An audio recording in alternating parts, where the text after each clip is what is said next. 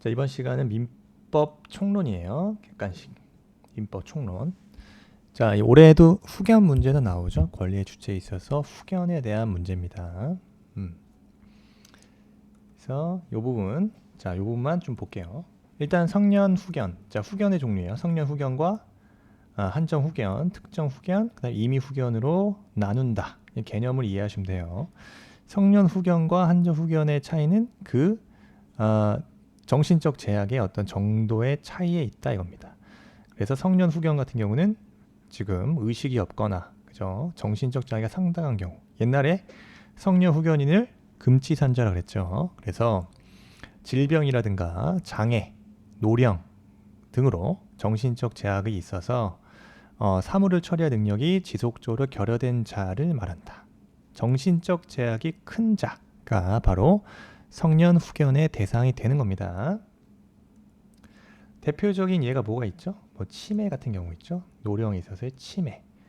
그리고 뇌졸중 정도가 돼야 되는 거죠. 그래서 제약의 정도는 기준이 되는 게 뭐다? 사무 처리 능력.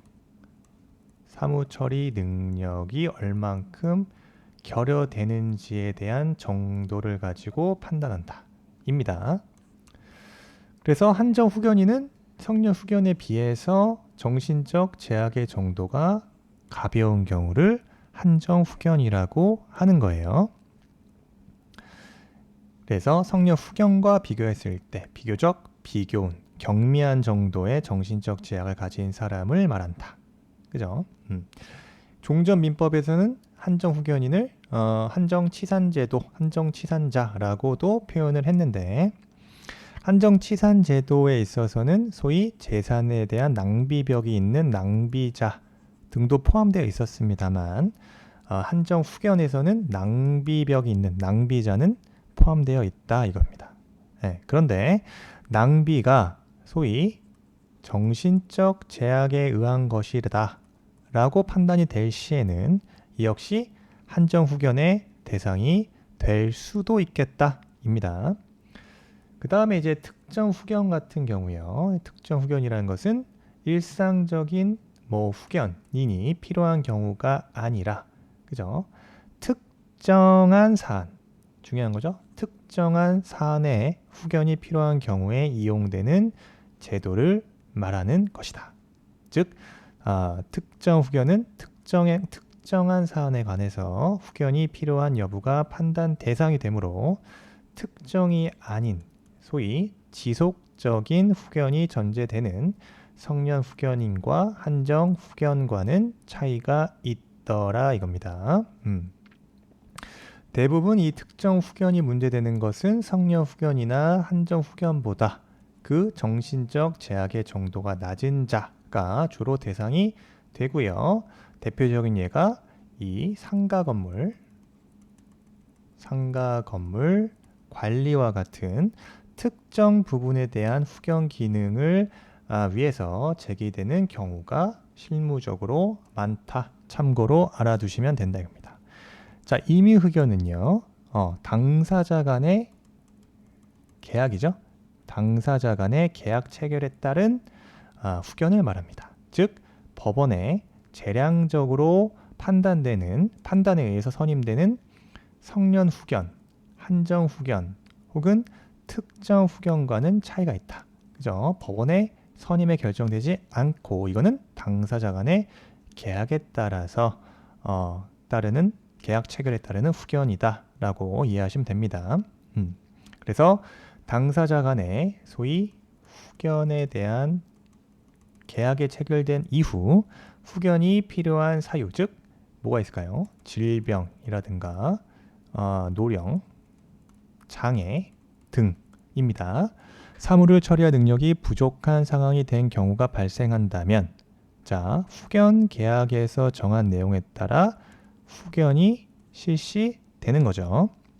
다만 후견 계약을 중요한 거죠. 후견 계약 체결할 당시에는 후견을 받은 본인은 분명한 의사 능력이 있어야 되는 겁니다.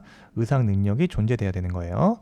아울러서 자, 후견 계약의 내용은 보통의 본인의 재산 관리와 신상 보호에 관한 사무 전부 또는 일부를 후견인이 될 사람에게 위탁하고 그 위탁 사무에 대한 대리권을 수여한다라고 이해하시면 되는 겁니다. 어쨌든 중요한 거는 이미 후견은 당사자 간의 계약 체결에 따른 후견이다. 요 정도. 그래서 대표적으로 성년 후견이 선임된 사례예요. 요런 거. 요 정도는 되면은 우리 성년 후견이 이루어진다 이거죠. 중요한 건 이제 어떻게 나오냐가 중요하겠죠? 대부분 조문 중심으로 나옵니다. 자, 16년도 첫 번째 기출지문 보시는 것처럼요. 특정 후견은 본인의 의사여 반하여 할 수 없습니다. 이런 식으로 나와요. 여기 2022년도에도 나왔었고 16년도에도 나왔어요.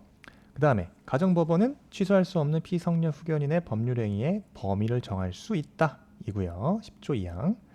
그 다음에 이제 지방자치단체 장은 성년 후견 개시 원인이 소멸된 경우에는 성년 후견 종료 외에 심판을 청구할 수 없다.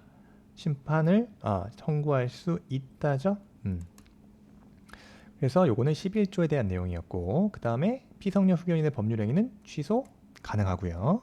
가정법원은 청구권자의 청구가 없더라도 피성년 후견인의 취소를 구할 수 있는 법률행위의 범위를 임의로 변경할 수 있다 이겁니다.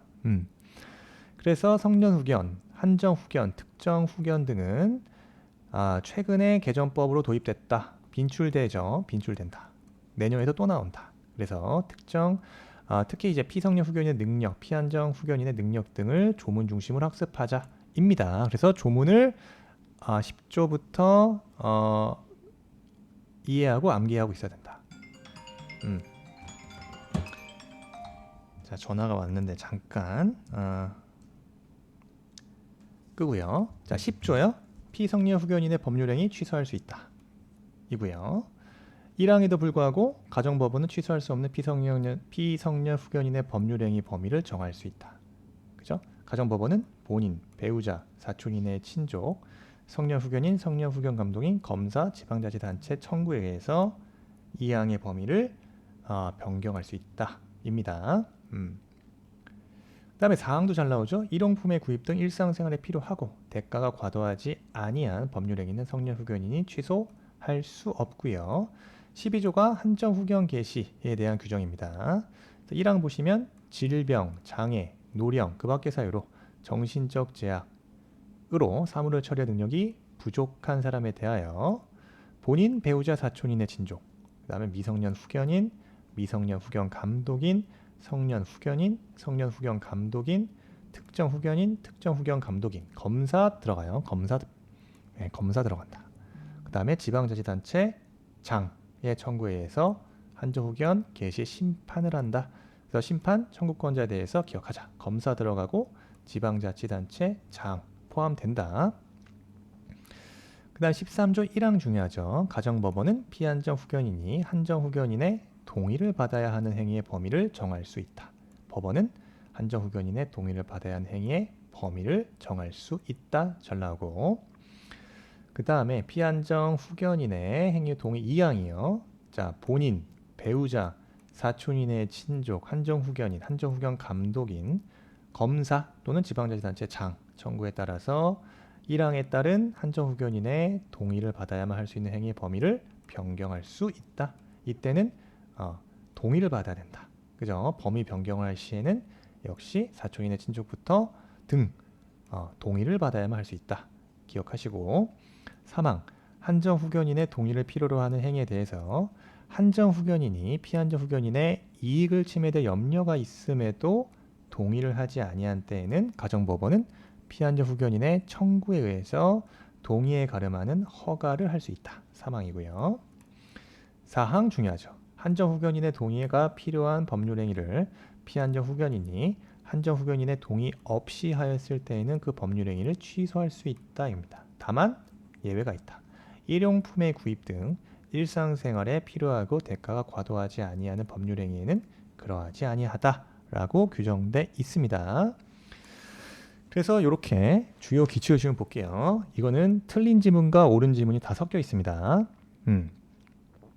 자, 1번 피성년 후견인이란 질병, 장애, 노령, 그 밖의 사유로 인한 정신적 제약으로서 사무를 처리할 능력이 지속적으로 결여된 사람이다. 맞죠?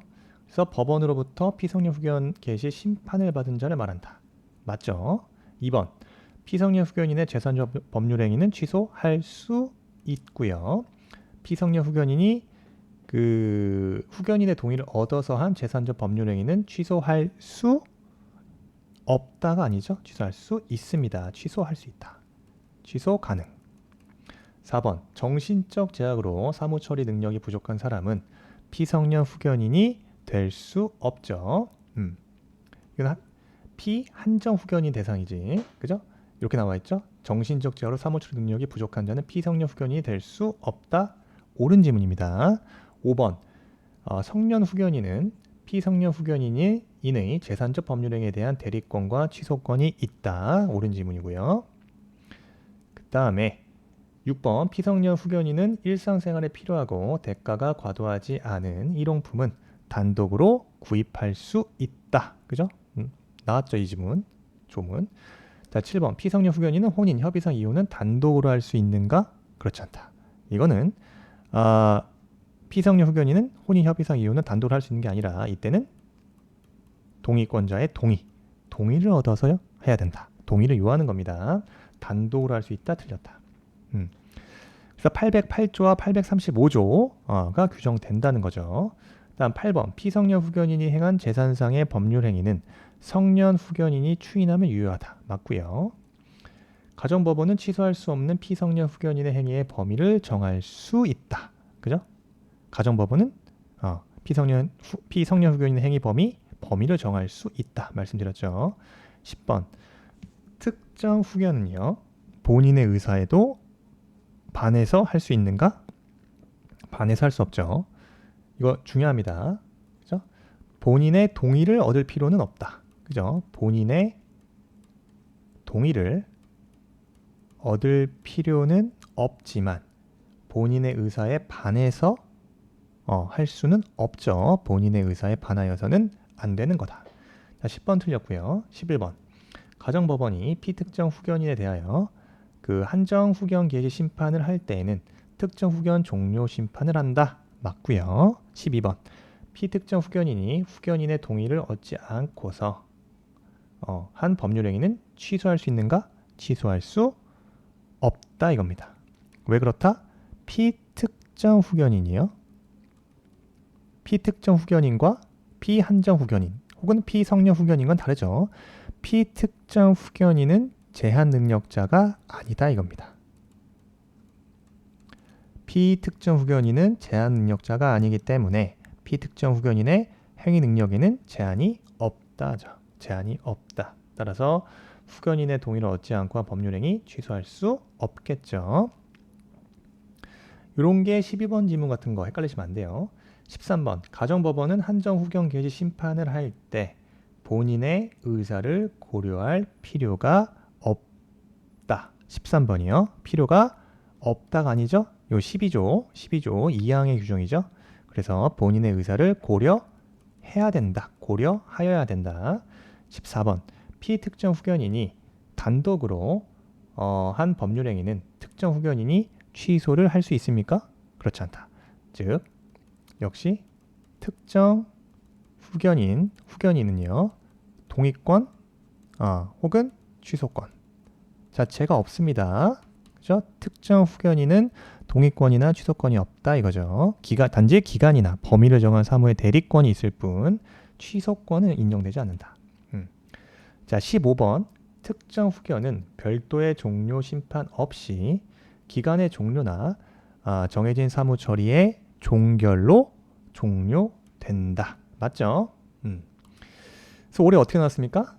후견에 관한 설명으로 옳지 않은 걸 나왔어요. 2022년 역시 조문 위주로 나왔죠. 1번 지문.